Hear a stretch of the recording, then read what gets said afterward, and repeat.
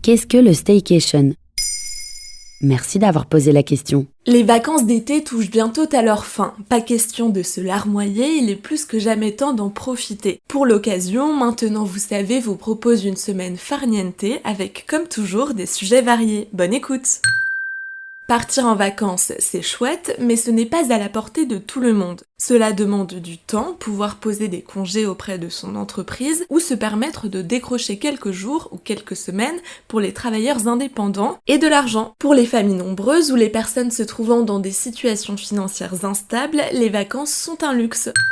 Mais depuis plusieurs années, un nouveau mode de vacances a fait son apparition et connaît un certain succès, on parle de staycation. Un mot qui en apparence est contraire aux vacances, non ? D'origine anglophone, le terme staycation est un mot valise composé de stay, qui signifie rester, et de la contraction de vacation. En français, cela peut se traduire par des vacances à la maison. Rester chez soi en vacances ne veut sûrement pas dire grand-chose. Et pourtant, le succès de cette pratique encore peu quantifiable prouve qu'il est possible d'organiser des vacances tout en restant chez soi, ou du moins près de chez soi. Comment a été inventé le terme ? Il vient des États-Unis et a connu un essor à partir de 2007 au moment de la crise financière. Les Américains de la classe moyenne n'avaient plus les moyens de partir en vacances, alors ils ont innové.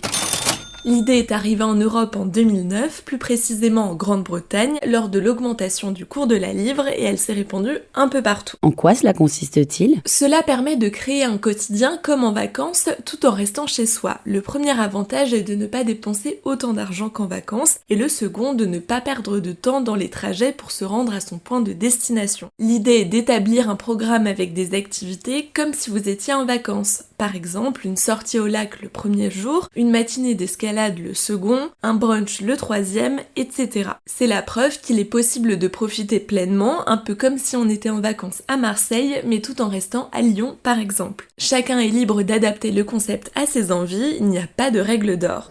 Mais il n'y a pas que l'aspect financier. Le staycation est aussi un choix raisonné qui va dans le sens du slow tourisme. Il n'y a pas besoin d'aller loin de chez soi pour découvrir les merveilles de la nature et du patrimoine. On économise de l'essence et on contribue au bien-être de la planète. Comment le concept a-t-il évolué ? Le staycation a connu une nouvelle vie en 2020 en raison de la pandémie de Covid-19. Toutes les vacances ont été annulées au printemps 2020, puis pendant l'été 2020 pour les voyages internationaux. Si certains voyages en Europe ont pu être sauvés face aux imprévus, beaucoup de personnes ont découvert ce concept, notamment les Français. D'ailleurs, le site staycation.co connaît un certain succès en France depuis son lancement en 2017. Il propose des découvertes plutôt différentes puisqu'il s'agit de dormir dans des hôtels haut de gamme de sa ville, mais avec des expériences inédites et à prix réduit. Voilà ce qu'est le staycation.